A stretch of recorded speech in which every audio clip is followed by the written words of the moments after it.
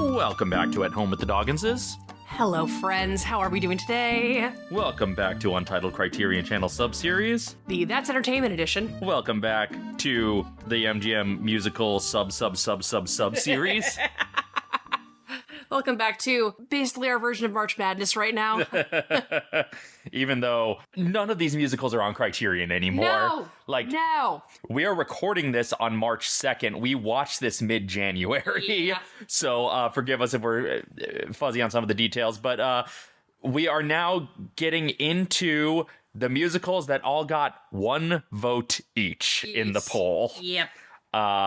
And we think the other two will be able to fit into a single episode. Of course, we thought that for the two voters also, so we could be wrong. We think we'll just do one episode to wrap them up. But first off, this one had to get its own episode because we're just calling it, this is our favorite of the musicals we watched. This was so damn good, yeah. Even though it still has its weirdnesses. Yeah.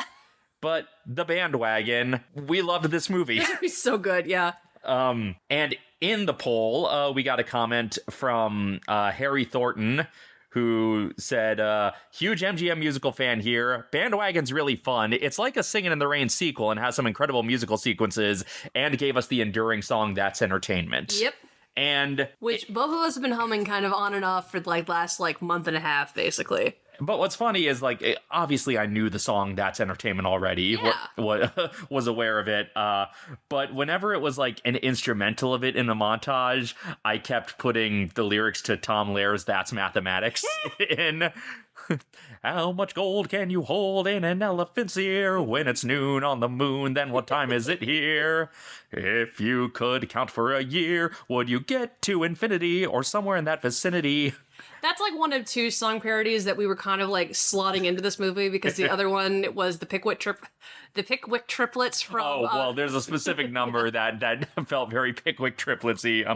Obviously, That's Mathematics is, an Animaniacs-ish style parody of That's Entertainment. Yeah. Changing the melody for copyright reasons, but it still scans to That's Entertainment perfectly. Mm-hmm. But yes, this did feel very much like a spiritual follow-up to Singin' in the Rain. Yeah. Because they're both about movie stars who's worried their time is done. No, absolutely, yeah. And the solution is a musical. Yeah.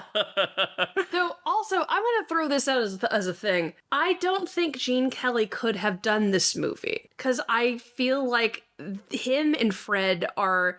two creatures cut from the same cloth, but two geniuses altogether. I think a version could have worked with Gene Kelly, but I think Fred Astaire absolutely nailed this. Fully. I feel like I'm questioning my devotion to Gene after watching the last couple of, MGMs with him in it, and just have I just really been blinded by Singin' in the Rain this entire time? I mean, Singin' in the Rain is still my favorite MGM musical. Yeah. I guess neck and neck with Wizard of Oz if you but that feels like its own. That is its own creature altogether. Yeah, I know that technically is an MGM musical, but yes. Wizard of Oz is Wizard of Oz. The rest of these are the MGM musicals. Yeah.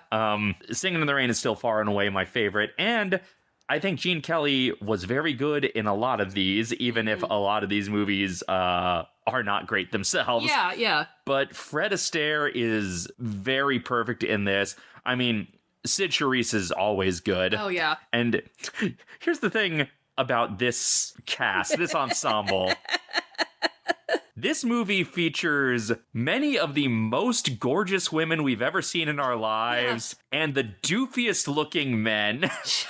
Just the women are, Sid Charisse may be the sexiest human being who's ever lived, but also one of the extras is Julie Newmar. And Ava fucking Gardner popping in for half a second. Ava Gardner has a cameo, but Nanette Fabray, really, really beautiful women, and all the men look like they were drawn by Al Hirschfeld. Yep. I would not call Fred Astaire ugly. I would not call him ugly. Fred Astaire is the hottest guy in this cast, but he is a clear 6 compared to these 12s walking around this movie. I would never call him ugly, but if he couldn't dance, he would have Don Knotts' career. There are shots where he looks like a relative of Don Knotts. There are like maybe Buster Keaton. He's got a Buster Keaton vibe about him. I would like to share my favorite fact about Fred Astaire for a moment, please. Please do. In his late 70s, Fred Astaire got really into skateboarding. And to the point where he built a park in his house for him to skateboard as. And the only reason he stopped is that at 90, he broke both of his wrists and his wife was concerned. So, I just needed to have everyone else know this fact because it's just been living rent-free in my brain for a while now. And now it's going to be living in yours too. So thank you. So Fred Astaire, not unattractive, but still kind of a goofy looking guy if you look at him with fresh eyes. And then, we once again have Oscar Levant from American in Paris. Doing a better job, I would say, in this movie than he did in American in Paris. Put to better use here. Yeah. Put to better use here. Because again, he had moments I liked in American in Paris, but everything in American in Paris felt so superfluous to each other. Yeah. And I think this movie has the stronger through line as a story. Mm-hmm. It still has extraneous, arguably, scenes. Like some of the musical numbers are not fully superfluous, but they're some of the musical numbers, especially in the show within the show, they're kind of well, that's just the number that's there. There's nothing about them that is... The hee-haw number is the one I'm really thinking of right there. Or, again, the triplets number, which is which is weird on multiple levels. These numbers are so superfluous, we don't even need to actually name the titles of the songs, just the hee-haw number, the triplets number. I legitimately don't remember the titles of... The only one I do remember is just the Girl Hunt Ballet, because it's called the Girl Hunt Ballet. Yes, well, but that's not even a song so much as a sequence. Yeah. Which, again, arguably narratively superfluous, but we'll get to the Girl Hunt because it's a well done sequence. It's just hard not to laugh anytime you hear the phrase Girl Hunt Ballet. Girl Hunt sounds either real creepy or real erotic, and it all depends on if it's an old dude or a... Depends if it's an old cis dude or a non-man person. Right. It could either be the most romantic bit of sapphic propaganda, or it's the creepiest, thank heavens for little girls bullshit. Which, even though it was not on the list, at some point we will watch Gigli, and actually no, Gigli's on right now for the Razzie. Right now, Gigli is on Criterion Channel because they've got a bunch of Razzie, which is so wild. Yeah, but just the phrase Criterion and Freddy Got Fingered should not be on the same continent with each other. If you want us to review any of those, please let us know, and we will have to do it quickly because they are leaving at the end of the month. I don't think we're going to do a full episode on it, but they did recently have a cat movies collection, which included a few volunteers from Disney, including the Cat from Outer Space, which we've already talked about on a different podcast. Yes. But also we watched the original That Darn Cat. Which I had never seen, so it was a fun time. And I hadn't seen in a while. And it's 60s Disney live action cheese. Dean Jones at his finest. But I enjoy it, Pratt falls and Cat falls. Haley Mills doing her thing. Yes, Haley Mills being the British sister to an American sister. Frank Gorshin being surprisingly sinister. Yeah. Richard Deacon tripping over things at the drive-in. Edwin showing up for a day. Just everything you expect from live action Disney in the era. Edwin realizing that he had 15 minutes until his dental appointment to do some work. So. Yeah, I like That Darn Cat. It's fun. It's not one of my top tiers, but I think I've talked about this before, but the remake of That Darn Cat from the 90s might have been the first movie I saw as a kid where I was like, wait, this is bad. Yeah. This is actually bad. I wanted this to be good, and it's not. I think mine was Ants when I realized that there can be bad movies. Yeah. Yeah. That was the initial stirring. I feel like the one that really was movies are sometimes not good was the prequel trilogy. Well, But back to a movie that we did very much enjoy, which is The Bandwagon. Yeah. So Fred Astaire plays a falling movie star called Tony Hunter. The opening sequence doesn't have him. It's just like the auction of his memorabilia at the Bullwinkle Galleries is the name, which predates Jay Ward's use of that name. So I don't know if Bullwinkle was named as a reference to this movie or if they're both in reference to something else. But I don't think I knew that the name Bullwinkle predates Rocky and Bullwinkle. But the auctioneer is the guy who played the director in Singin' in the Rain, and he's trying to auction off Tony's stuff, and none of it is selling. Then we cut to the train to New York, where two people are talking about, oh, Tony Hunter, what a has-been. And then the third guy in the car with him lowers the newspaper, and it's Tony Hunter. It's like, gentlemen, I couldn't agree with you more. And they're like, oh, shit. a classic scene. And then he arrives in New York, and like there are a bunch of reporters there. They're like, "Oh, hey, Tony. Oh, we're not here for you. We're here for Ava Gardner." And it's the Naked Gun Weird Al cameo. Yeah. But he is greeted by the self-inserts of the screenwriters. Compton and Green. Yep. Yeah. Lester and Lily Martin, played by Oscar Levant and Nanette Fabray, written as a married couple, even though Betty Comden and Adolph Green were not married. They just thought it would be... I think everyone mistook them for being married so often. It was just And they just thought, like, to an average American audience in 1953, the idea of an unmarried co-ed couple being writing partners probably was just too much for them to wrap their like men and women can be friends. What? Working together outside of matrimony? But yes, they are the self-inserts, and Fred Astaire is like, fine, I'm my career's over, whatever, I'll do what you say. So they're spending the night on the town, and Fred Astaire is lamenting that New York isn't what it used to be. And there's a scene of Fred Astaire like in the arcade, just lamenting all the chaos. Yeah. But then he gets a shoe shine, and there's a Shine on Your Shoes song, which is, again, arguably narratively superfluous, but also so high energy that it's worth it. And it features, I had the name of the guy somewhere. Hold on a second. Leroy Daniels, yes. Which also, as an interesting fact, this was the only time that Fred Astaire danced with the black dancer was during the shoe shine sequence. Yes. So Leroy Daniels is the shoe shiner, and he apparently was a real life shoe shiner who was also a dancer, and this was his shtick, so they put it into the movie. He apparently inspired the song Chattanooga Shoe Shine Boy. And he also showed up a lot on Sanford and Son. Yes, because he was friends with Red Fox. But it's basically, Tony's attitude changes when he's got the shine on his shoe. Because earlier he had this song about, I'll go my way by myself, and just about how he's all alone. And his shine on the shoes, his whole number is well, once your shoes are shiny, you can't have a bad attitude. And he's going around interacting with the arcade. There's the knock over the cans game, and he, doesn't even throw the ball, and the tins fall over. And there's this weird, mystery box in the center of the arcade that he finally gets to do its wild effect, and everybody is pleased with him. And it's just it's basically just he's well, I might as well go into this with a good attitude. Yeah.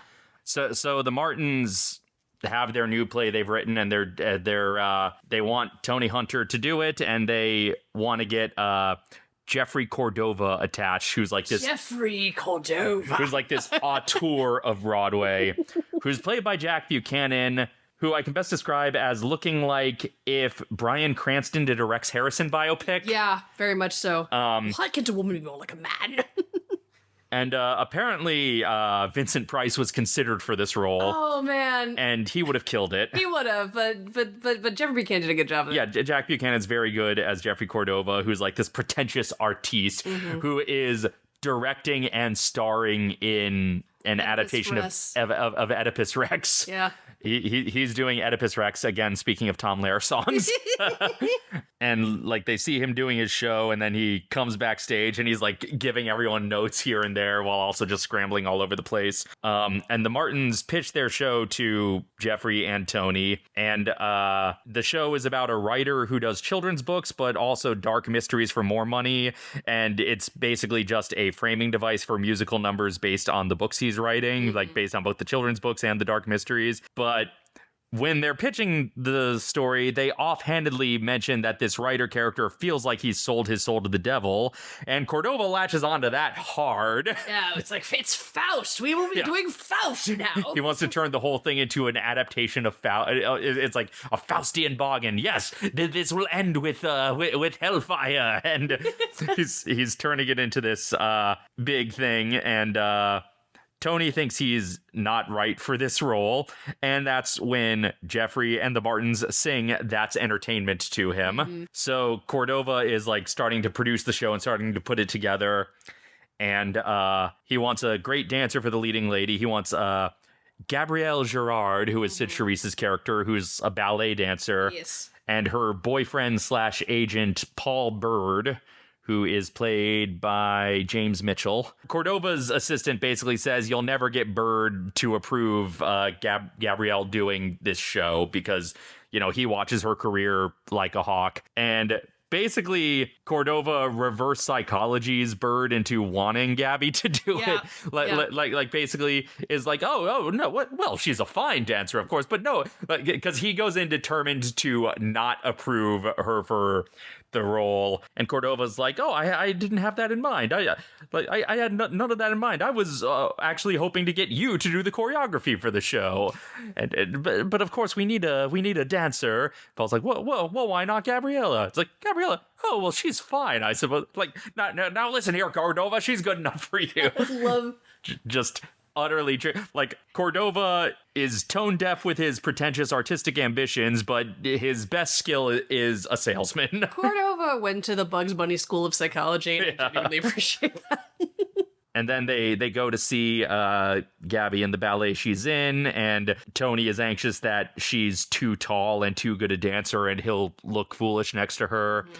And then Gabby's anxious that Tony doesn't want her to be in the show, and they're all like arriving at Cordova's house while he's pitching the show to the backers, and it's everybody in separate rooms, and they keep opening the door to like the main drawing room, and they just keep hearing snippets of Cordova's pitch to the backers. Yeah, and with occasionally we just see our good friend Madge Blakely, doing her thing. Yeah, Madge Blake is in there, of course, and it's just a lot of like, it's like a fire and brimstone sermon. He's basically pitching the backers on, and like the Martins are like, this isn't the show we had in mind. Tony's like, this isn't for me. Gabby's like, this isn't for me. And then Tony and Gabby run into each other, and she accidentally says something that makes him feel old. And because she talks about like having seen one of his films a long time. It's again, if this is the spiritual sequel to Singin' in the Rain, this is the spiritual successor to the I saw one once like conversation. And they start sniping at each other. And out of all the many meat hates we've seen. Yes, out of all the numerous enemies to lovers we've seen in these musicals, this was the one that was by far the most believable. Fully, yeah. Even though the meat hate at the start is pure pettiness. It's pure like they're both taking things way too personally that they shouldn't otherwise, but we've established this anxiety in them that makes it understandable that they would take this shit way too personally. Yeah. Like it's like, it's amazing how much laying the groundwork can help sell something. Seriously. Like so they're sniping at each other, and then they're both like, I don't want to, like they're both like, I refuse to work with them. Like, I refuse to work with her. I refuse to work with them. We refuse to do this show. And basically at that second, Cordova comes out with all the backers like, and here are all our stars. And we're like, they're like stuck doing the show. So we get the stressful rehearsal montage where it's just chaos and bad rehearsals and nobody likes each other, and the married couple is bickering. The Martins are bickering, which apparently may have been partly true to life, because apparently Nanette Fabray and Oscar Levant did not get along. They do have a real, like, Vivian Vance, William Frawley, like, vibe to each other. They do, right? Yeah. So it's not surprising. Mm-hmm. According to the IMDb trivia, in the DVD bonus features, Nanette tells a story about, like, whenever Oscar Levant would make a mistake, he would blame whoever was around, like whoever was nearby. Well, it's that person's fault. It's that person's fault, which seems like something an Oscar Levant character would do. Mm-hmm. I'm pretty sure it's something he does in this actual movie. Yeah. At a certain point, he blamed her for something in a botched take, and she lost her temper and told him off using, quote, unladylike language, and everybody applauded. And everyone clapped. Yes. And that student's name was Albert Einstein. But apparently he chilled out after that. According to this IMDb trivia piece, that is a recounting of a story on the DVD bonus features, which we should actually get this DVD because we liked this movie. I really want it, yeah. But at a certain point. But anyway, the rehearsals get more and more stressful until eventually just like Tony storms out, and I wish I wrote down the actual quote because he like kind of eloquently is like, I make my exit now. Like, no, don't say Tony Hunter 1953. I hereby declare my independence. Tony Hunter 1776. So dorky but so specific. And it's again, it's the Fred Astaire kind of like, it's not a true dry delivery, but it's just kind of like lukewarm, but it works. Like. It's also, again, in Echoes of Singing in the Rain, it's a very similar energy to the Farewell, Ethel Barrymore, but you know, but he storms out, and Paul makes Gabby go apologize to Tony, but like she breaks down in the middle of the apology and is like frustrated, and it's the moment he realizes what an asshole he's been to her and that they've both been lashing out at each other because of their own insecurities. And it's like I said, it's the first one of these musicals we've watched where the switch from enemies to lovers feels earned in any way.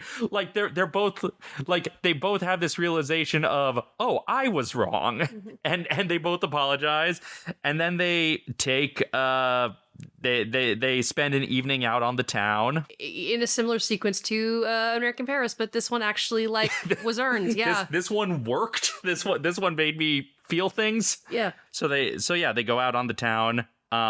This is where we get the famous "Dancing in the Dark" instrumental. Oh man, not the Springsteen song, of course, or any of the 15 other later songs with the same name, but they dance to "Dancing in the Dark." And yeah, this is exactly what the American in Paris Dance by the River was going for. Yeah. But here I actually felt it. Especially because if you look at it, it's two dancers of two different contrasting styles that are able to blend their styles together into one beautiful moment. Mm-hmm. And yeah, it really, again, I don't know enough about dancing and choreography to pinpoint tangibly why one worked for me and the other didn't. But it's like I said with American in Paris, like it just felt like they were dancing parallel to each other. And I think the thing that helps here is that Michael Kidd was the choreographer onto this one. And a lot of his stuff is about coming together, joining together as dancing. Whereas Gene, who I love to death but is an asshole, is about, I'm going to be good and everybody must be a star around the orbit of my planet. Yeah. Whereas like Michael Kidd really, especially if you look at him, his work in Seven Brothers is very much about like figuring out the fluidity and having them connect together like that. Because I think he also did a lot of the dance for Brigadoon. Like he collaborated with Gene. That sounds right. Yeah. Because Brigadoon was another one where it's like it felt better than American in Paris. Yeah. And yeah, but this was like, again, I can't point to tangible, specific reasons it worked for me, but like this was like the first time in any of these musicals I felt like expressed through dance two souls coming together. Yeah. Like I would. It's like without any dialogue, without any setup, I would have still watched this dance and been like, oh, this is where they're falling in love. Oh, yeah. And I think this is where Fred as a dancer is something I like a little bit more than the way that Gene does, is that Fred, while always still showing his power, his grace, his strength, he does defer to his female partners a lot of the time when he's dancing with them. Because like if you see that at any time that he danced with Ginger, it's like, you know, Ginger, he gives Ginger a chance to shine in a very special way. when they're working together. And I feel like he is doing the same with Sid in this moment. I don't know if he was actually respectful of women in his life the way that he is in dancing, but he understands that there is a mutual exchange that needs to happen in order for the strength of the performance to work out. And I think it really shows in his dance sequence with Sid. And of course, the famous dance scene in La La Land was modeled like very specifically after this scene. And it's like, yeah, there is a reason why this scene echoes, I feel like, in a lot of like contemporary dance, and even now. And of course, that that La La Land scene was used as a proof of concept for the most recent Tom and Jerry movie. It's full circle. It's full fucking circle. Yeah, where we go back to Gene Kelly danced with Jerry once, which Anchors Away, yeah. Yes, which unfortunately was not on Criterion in this collection. But kids, don't worry. The day it does go on there, we will watch it and we will talk all about it, and then we will connect these dots together. I did find out that apparently in the first draft of that, they wanted it to be Mickey Mouse in that sequence. Yeah, I'm not surprised by that. And Walt considered it, but it was Roy who said, we can't license him out to another studio. You know what, Roy? Smart, yeah. I mean, smart, yeah, but also part of why Disney has the reputation they have now. Yeah. But it might have been less confusing with Mickey Mouse because he's already established as a character who talks. Yes. Anyway, so Dancing in the Dark sequence, it was the best storytelling through dancing that we've seen in any of these musicals. It's just the economics of that entire sequence. I mean, don't get me wrong, the ballet sequence in American in Paris is very impressive, but like the way they were able to tell that story in basically like 3.5 minutes, the way that, you know, like in American Paris, that is trying to tell like the romance of Leslie Caron and Gene Kelly in like what, 45 basically. It just was like, it hit so beautifully. So after this, you know, the rehearsals are still disastrous, but Fred Astaire and Sid Charisse are on much better terms with each other, so they have a much better attitude through the whole thing. And Astaire is very protective of Charisse from this point going forward. There's another scene where they're rehearsing something and it's like a special effect that's going wrong, and it's like a stage is supposed to a piece of the stage is supposed to lower, but it keeps raising. It's like, that doesn't go up, it goes down. And it's like a proto Spinal Tap moment. Yeah. Like it's this moment walked for Spider-Man the Musical to run.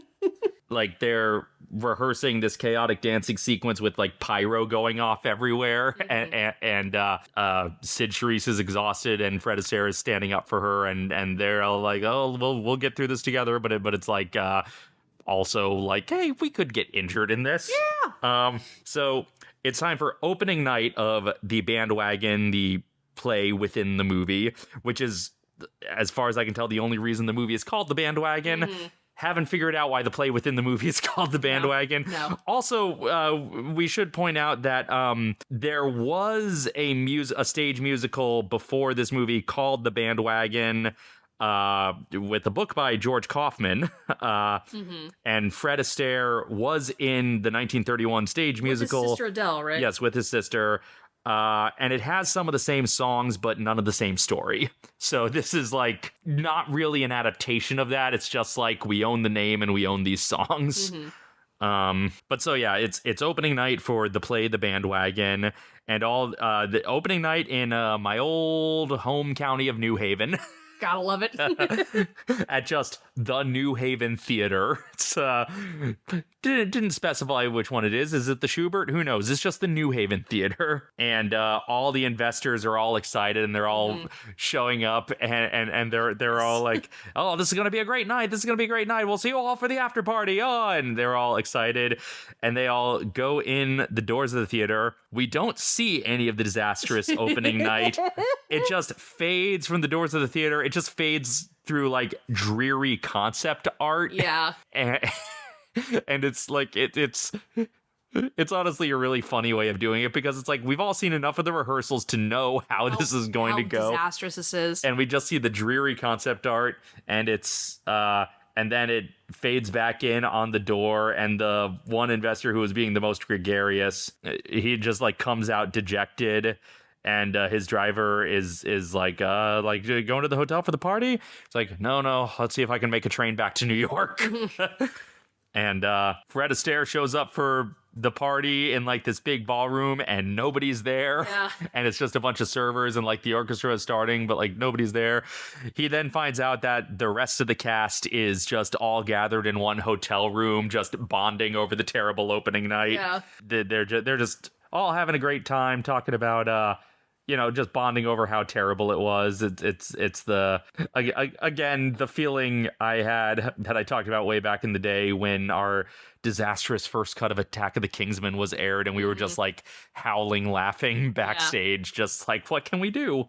And yeah, Tony comes in and all the cast and crew are excited to see him, and he's like, "Are you sure? I'm the one who ruined that show for you."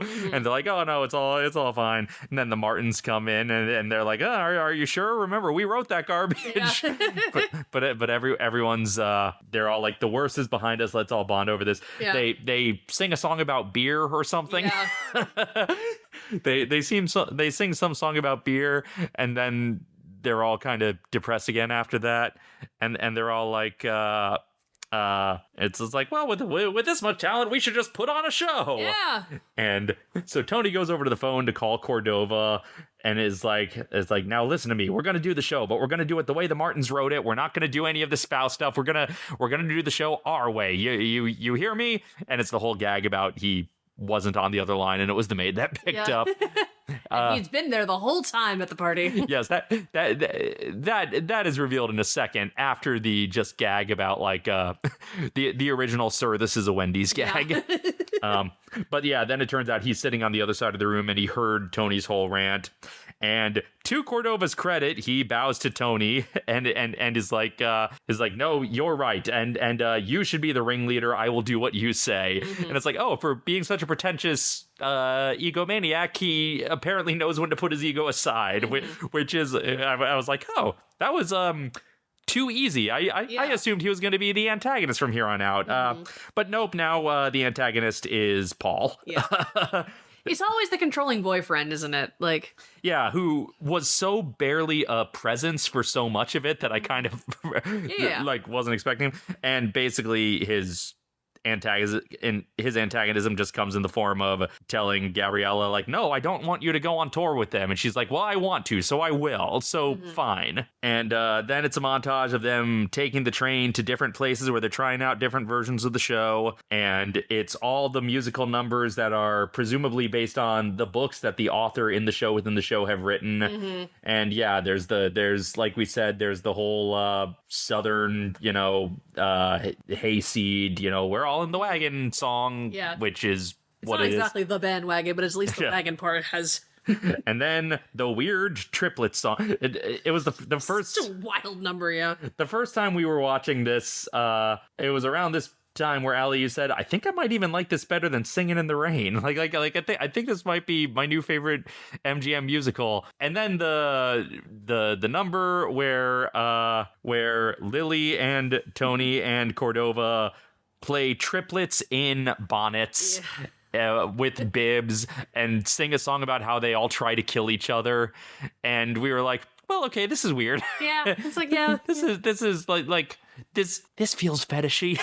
Yeah. And it proto fetishy, just like.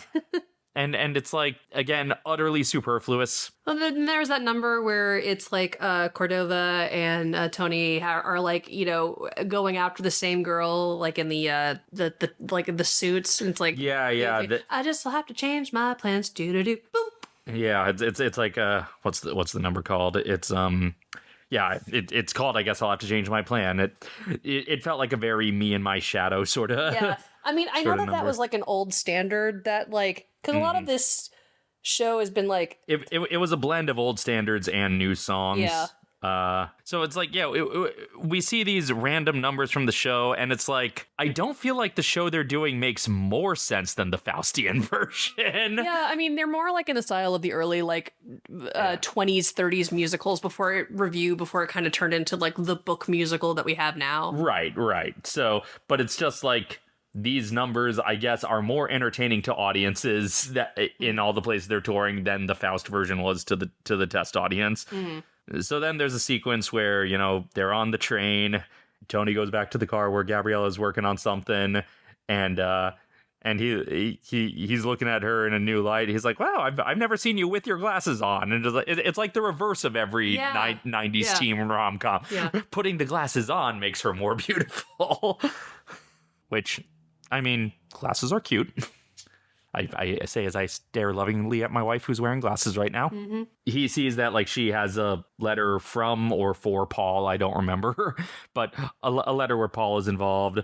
And he's like, you hearing from Paul? Oh, well, Paul's a fine man. He's a fine gentleman. It's like really talking up the romantic rival just to be the gregarious guy.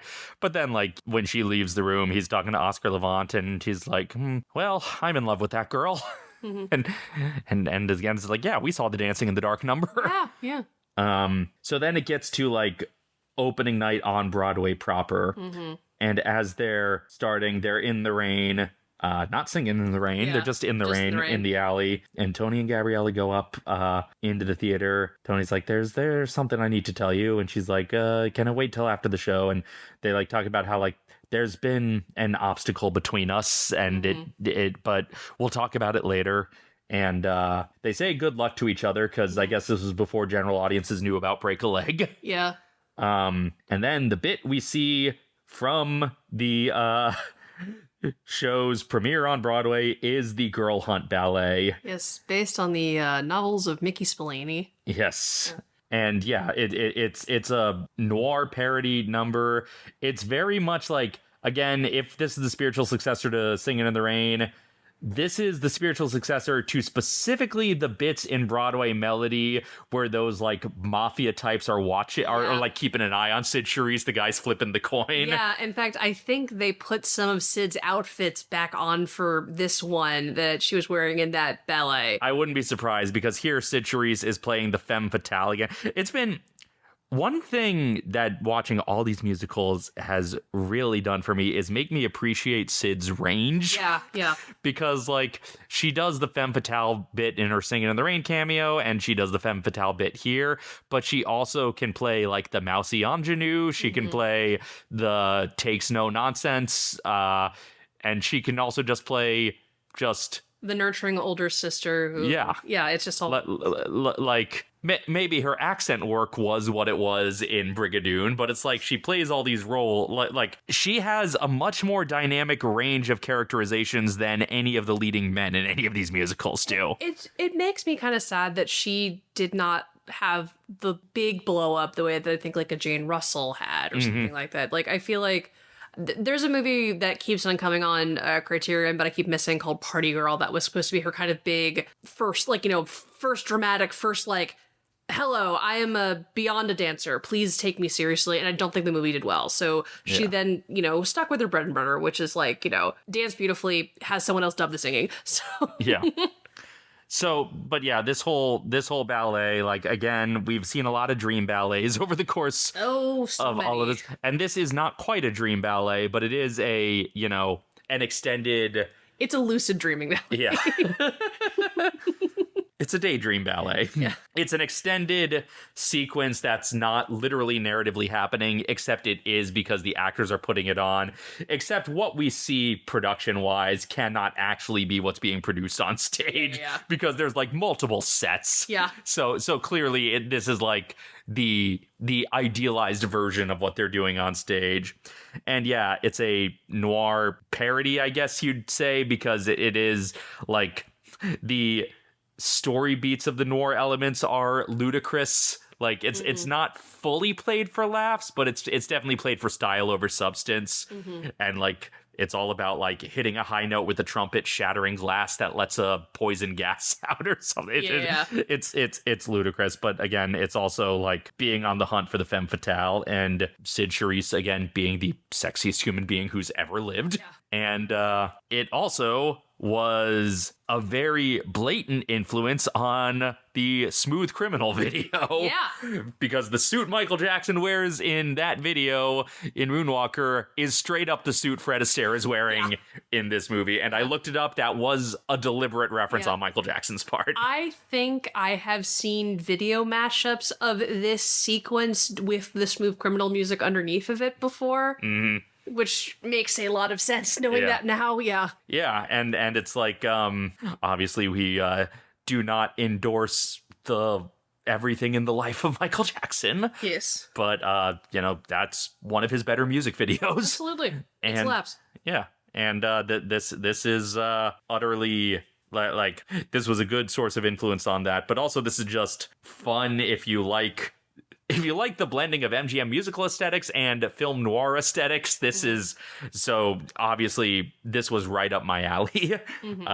Even though again it's like what is this play they're putting on? Yeah, what is this play called now? we don't see anything of the actual author who is supposedly the main character of this play that Fred Astaire is playing. But again, I guess that is akin to how in Singin' in the Rain, we see the beginning of Dancing Cavalier, which is the modern part. We see the end of Dancing Cavalier, which is still in the dream sequence. We do not see any resolution to how those threads actually end up connect. We are told how those threads connect. We do not see it. Yeah.